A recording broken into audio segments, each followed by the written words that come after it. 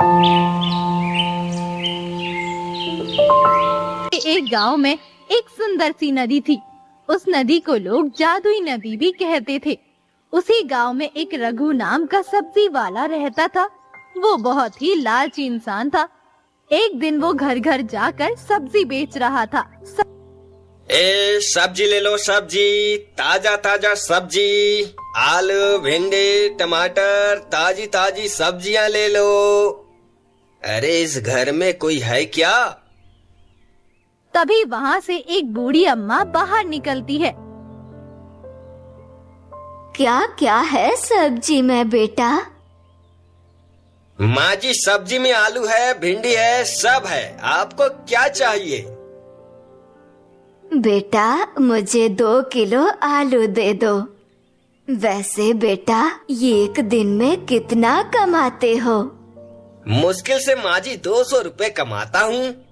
इस माँ जी को शायद पता होगा उस नदी के बारे में। कौन सी सोच में पड़ गए बेटा? 2 किलो आलू दो मुझे। कुछ नहीं माँ जी, मैं ये कह रहा था कि आप बड़ी उम्र की हो, इसीलिए आपको उस नदी के बारे में पता होगा ना। कौन सी नदी के बारे में बात कर रहे हो बेटा? अरे माँ जी, यही अपने गांव के जंगल में जो नदी बहती है, मैं उसी की बात कर रहा हूँ। लोग कहते हैं कि उस नदी का जो पानी पीता है और उस नदी को सच्चे दिल से अपनी इच्छा बताता है, उसकी हर इच्छा पूरी होती है। क्या ये बात सच है या फिर लोगों ने अफवाह फैलाई है? नहीं बेटा, वो कोई अफवाह नहीं बल्कि एक सत्य ही है। लेकिन बेटा मुझे जहाँ तक मालूम है उस नदी की भी एक शर्त है। शर्त? कैसी शर्त माँ जी, कैसी शर्त? उस नदी की ये शर्त है, तुम्हारी इच्छा पूरी तरह से निस्वार्थ होनी चाहिए। अरे ये नदी तो बड़ी काम की चीज है। कल ही उस नदी के पास जाता हूँ और अपनी इच्छा व्यक्त करता हूँ। अगले दिन सुबह रघु नींद से उठता है और अरे आज से मैं ये सब्जी वब्जी नहीं बेचूंगा। मैं तो उस नदी से ढेर सारा सोना मांगूंगा। कहूंगा कि मैं राजा बन जाऊं, उतना सोना दो। फिर मैं सब्जी नहीं बेचूंगा, दुनिया का सबसे अमीर व्यक्ति बन जाऊंगा। चलो मैं उस नदी के पास जाता हूँ। रघु उतावला होकर उस नदी के पास जाने लगता है। कुछ ही देर में वो नदी के पास पहुँच जाता है और उसे वहाँ पर एक मछुआरा मिलता है। अरे रघु, तुम आज सब्जी बेचने नहीं गए क्या? हाँ, नहीं गया आज सब्जी बेचने।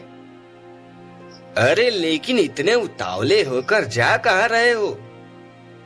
अरे बाप रे, कितने सवाल पूछेगा तू?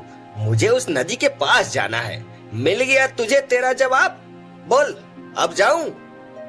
अरे अरे ठीक है, लेकिन नदी के पास जा रहे हो, इसका मतलब वहाँ जाके तुम कौन सी इच्छा पूरी करवाओगे? अब उस इच्छा के बारे में भी बता दो। मैं वहाँ पर जाके पानी पी के ढेर सारा सोना मांगूंगा, राजा बन जाऊंगा, उतना मांगूंगा। लेकिन तुम तो हर रोज इस नदी में मछलियाँ पकड़ते हो, तो तुम क्यों ऐसी जिंदगी जी रहे हो? तुमने कभी इस नदी से कुछ नहीं मांगा क्या? क्या तुम्हें नहीं पता है ये जादुई नदी है? अरे रघु भैया, मुझे सब पता है इस नदी के बारे में, पर मांगता नहीं, क्योंकि स्वार्थी इच्छा ये नदी कभी पूरी नहीं करती है। नहीं, ऐसा कुछ भी नहीं करती है ये नदी, सभी इच्छा पूरा करती है। रघु, मैं तो देखो तुम्हें ना कह रहा हूँ अभी भी कि रहने दो, तुम्हारी इच्छा स्वार्थी है। ये नदी तुम्हारी इच्छा तो पूरी कर देगी। हाँ, पूरी कर दे तो क्या परेशानी है? अरे पूरी तो कर देगी, लेकिन ये तुम्हारा विनाश भी कर सकती है, ध्यान रहे। तभी वहाँ उसी गांव का लकड़हारा आ जाता है। अरे रघु भैया, आप और मोहन मछुआरा क्या बात कर रहे हो? मैं कब से वहाँ से सुन रहा था। तभी मोहन, मछुआरा और रघु उस लकड़हारे को सारी बात बताते हैं। ये सुनकर लकड़हारा रघु से कहता है, देखो रघु भैया, मोहन की बात सही है। तुम्हारी इच्छा कभी भी पूरी नहीं हो सकती। बुरा मत मानना, लेकिन तुम्हारी ये इच्छा पूरी नहीं हो सकती। अरे सब इच्छा पूरी होती है तो इसमें क्या परेशानी है? रघु भाई, आपकी इच्छा लालच से और स्वार्थ से भरी हुई है, इसलिए आपकी इच्छा पूरी नहीं हो सकती। आप समझने की कोशिश कीजिए, इससे आपका विनाश भी हो सकता है। हाँ, ये कार्य आप मत कीजिए, इससे आपकी जान को भी खतरा हो सकता है। हम दोनों तो आपको ना ही कह रहे हैं, कृपया आप ऐसा मत कीजिए। अबे बस करो तुम दोनों अपनी बकबक। मुझे तो लगता है कि तुम दोनों को जलन हो रही है। नहीं नहीं रघु, हमें इस बात से कैसी जलन होगी, बल्कि हमें तो तुम्हारी चिंता हो रही है। हमें जलन क्यों होगी भला? अरे जलन ही तो होगी, क्योंकि मैं इस नदी से इच्छा मांगूंगा, उससे मुझे ढेर सारा सोना मिलेगा। इसलिए तो तुम दोनों को जलन हो रही है। तुम लोग ये फालतू की बात छोड़ो और मुझे वहाँ नदी से अपनी इच्छा बताने दो। मछुआरे और लकड़हारे की लाख कोशिश करने के बाद भी रघु नहीं मानता और वे लालच में आकर उस नदी का पानी पीने लगता है। पानी पीने के बाद वो नदी से कहता है, नदी नदी, मेरी इच्छा सुनो। मुझे तुम्हारा पानी पीने से आनंद मिला। अब मुझे तुम ढेर सारा सोना दो, ताकि मैं इस दुनिया का सबसे अमीर व्यक्ति बन जाऊं। मुझे राजा से भी अधिक सोना दो। कुछ देर हो जाती है, लेकिन नदी में से कुछ भी बाहर नहीं निकलता। तभी मछुआरा रघु से बोला, देखा रघु, हमने मना किया था ना कि ऐसा मत करो, इससे तुम्हारी इच्छा पूरी नहीं होगी। ये सब रहने दो और सब्जी बेचने जाओ। इतना कहकर वे दोनों हंसने लगते हैं और रघु को ये देखकर गुस्सा आ जाता है। तभी कुछ ही देर के बाद नदी में से एक बहुत ही ज्यादा तेज रोशनी निकलने लगती है। उसी के साथ नदी के चारों ओर सोना निकलने लगता है, बहुत ही चमकीला सोना। देखते ही देखते चारों ओर बड़े बड़े सोने के ढेर निकलने लगते हैं। ये देखकर वे तीनों ही चौंक जाते हैं। रघु खुशी के मारे चिल्लाने लगता है, अरे वाह भाई वाह, मुझे तो मजा आ गया। अरे ये सपना है कि सच? वाह नदी वाह, मुझे प्रसन्न कर दिया। देखा तुम दोनों ने, तुम दोनों तो मुझे ना कह रहे थे ना। रघु खुशी के मारे पागल होकर झूम उठता है। ये देखकर मोहन मछुआरा और लकड़हारे से कहता है, देख रहे हो, ये तो कुछ चमत्कार हो गया है। मुझे लगता है कि हमें भी इस नदी से इच्छा मांगनी चाहिए। मुझे तो अपनी आंखों पे विश्वास ही नहीं हो रहा है। बाप रे, कितना सारा सोना। मुझे लगता है हमें भी इस नदी से कुछ इच्छा मांगनी चाहिए, ताकि हमें भी ऐसा ही धन मिल जाए। मछुआरा और लकड़हारा भी लालच में आ जाते हैं। तभी ही रघु पर अचानक से सोने की परत चढ़ने लगती है और उसे बहुत ही दर्द होने लगता है। अरे बाप रे, ये क्या हो रहा है? मेरे पैरों में तो सोने की परत चढ़ने लगी और बहुत ही दर्द हो रहा है। कोई मुझे बचाओ। हे भगवान, ये रघु के शरीर पर क्या हो रहा है? देखा रघु, हमने बोला था ना, फिर भी तू नहीं माना। अब चिल्ला के क्या फायदा? देखते ही देखते रघु का शरीर सोने की मूर्ति में बदल जाता है और ये देख के मछुआरा और लकड़हारा दोनों ही डर जाते हैं। और तभी उस नदी एक भयंकर आवाज आती है, देखा मूर्ख मनुष्य, तेरा सत्यानाश हो गया। जो केवल अपने स्वार्थ के लिए मांगता है वो पत्थर बन जाता है, और जो दूसरों के लिए अपनी इच्छा मांगता है वो इनाम पाता है। ये आवाज सुनकर वहाँ खड़े वे दोनों लोग डर जाते हैं और गांव की ओर भागने लगते हैं। गांव में पहुँचते ही गांव का मुखिया मिलता है। मुखिया उनसे पूछता है, अरे तुम दोनों इतना भागते हुए जंगल की तरफ से क्यों आ रहे हो? कोई जानवर पीछे पड़ा है क्या? मुखिया जी, वो नदी ने रघु को अपना शिकार बना लिया है। मुखिया जी, वो नदी ने अपनी शक्तियां दिखा दी। मुखिया जी। अरे ये तुम दोनों क्या बकवास कर रहे हो? कौन रघु? किसको शिकार बनाया? इसमें क्या समझूं? ये घुमा फिरा कर बात करना छोड़ो और मुझे कुछ समझ में आए ऐसा बोलो। क्या बताएं मुखिया जी, अनर्थ हो गया। दरअसल हुआ यूं कि मोहन मछुआरा और लकड़हारा मुखिया को शुरुआत से सारी बात बताते हैं। ये बात सुनकर मुखिया भी चौंक जाता है। क्या ऐसा हुआ? वैसे ये सब सच ही है ना कि तुम दोनों मुझे उल्लू बना रहे हो? ये सब बनी बनाई कहानी तो नहीं है ना? अरे मुखिया जी, आप हमारी बात का विश्वास कीजिए। ये कोई बनी बनाई कहानी नहीं है। हम दोनों ने अपनी सगी आंखों से देखा। हाँ मुखिया जी, ये सच है। बहुत ही विचित्र घटना घटी हमारी नजर के सामने। लेकिन मैं इस बात को कैसे मान लूं? तुम दोनों कुछ भी बनी बनाई फेंक रहे हो तो मुझे विश्वास कैसे आएगा? अरे मुखिया जी, आपको अगर विश्वास ना हो तो आप गांव वालों के साथ वहां पर चलिए और देखिए। उन दोनों के साथ मुखिया कुछ गांव वालों को लेकर वहां पर जाने का निर्णय लेता है। वहां पहुंचते ही वो देखते हैं कि सच में रघु एक सोने की मूर्ति में बदल गया है। अरे बाप रे, ये क्या है? अरे तुम दोनों तो बिल्कुल सही कह रहे हो। ये सब रघु की लालच और स्वार्थ की वजह से हुआ है।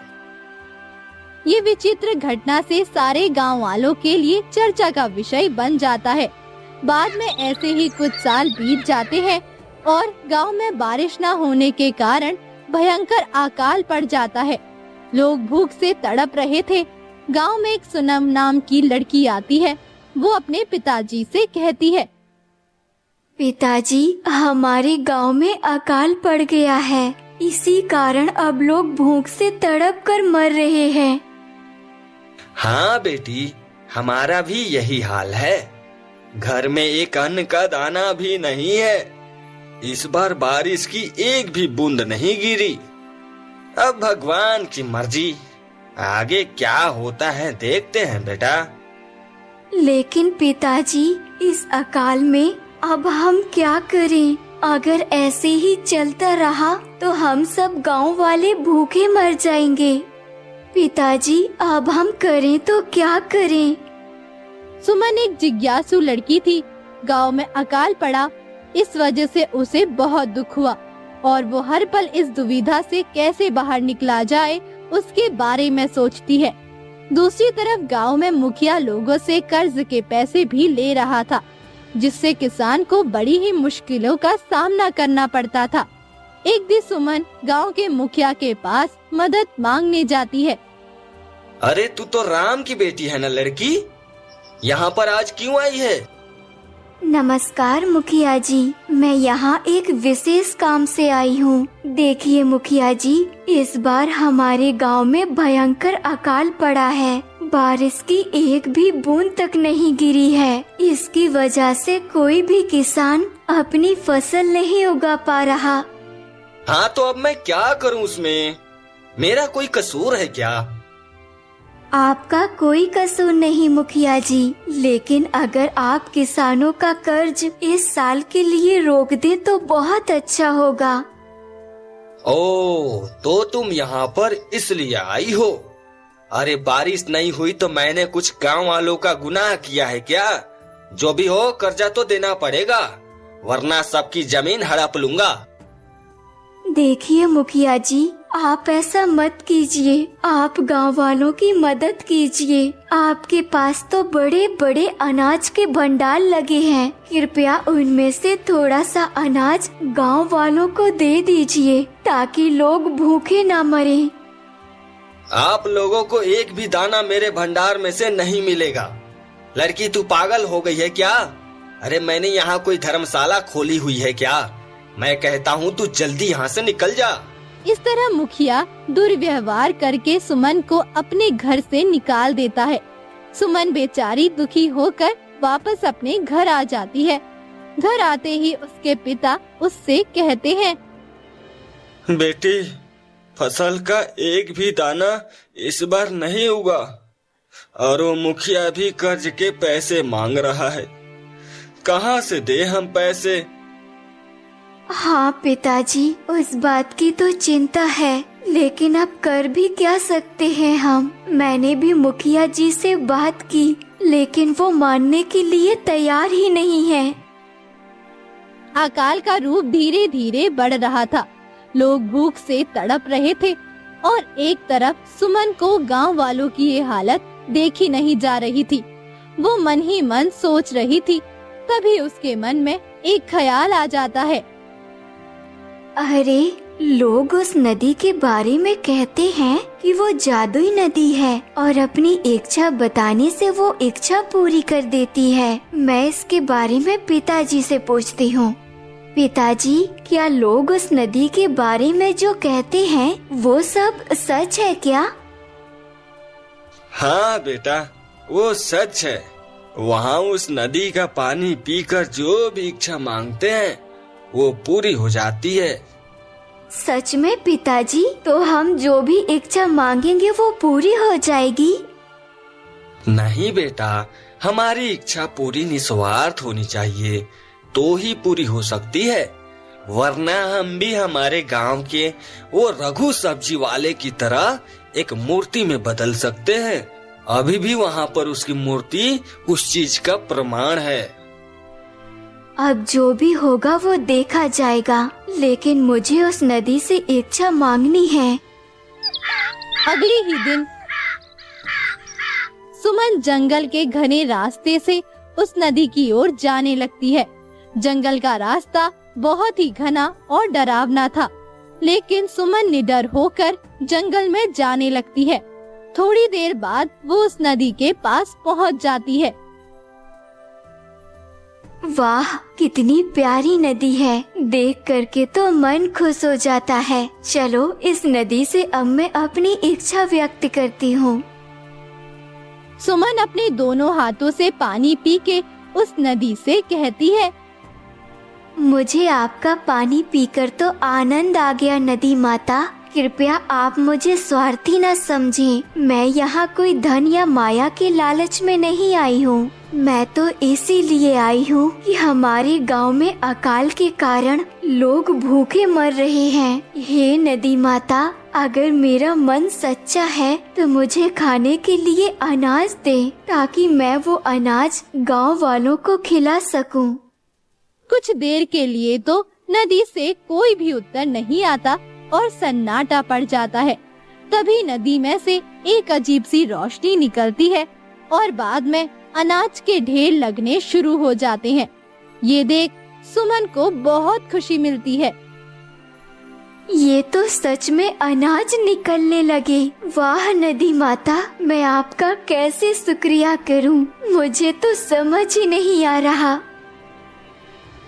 तभी नदी में से एक आवाज आती है, तुमने निस्वार्थ भाव से अपने सच्चे मन से गांव वालों के लिए इच्छा मांगी है, इसीलिए मैं तुमसे प्रसन्न हुई और इसीलिए ये लो तुम्हारा इनाम। और अब से 2 दिन बाद तुम्हारे गांव में बारिश भी होगी। तभी नदी में से एक सोने चांदी की पोटली बाहर निकलती है और सुमन को इनाम मिलता है। बाद में सुमन वो अनाज घर घर जाकर देने लगती है, जिससे गांव वाले बहुत ही खुश हो जाते हैं। और 2 दिनों बाद गांव में बारिश भी शुरू हो जाती है। बाद में गांव के लोग सुमन की बहुत ही तारीफ करते हैं।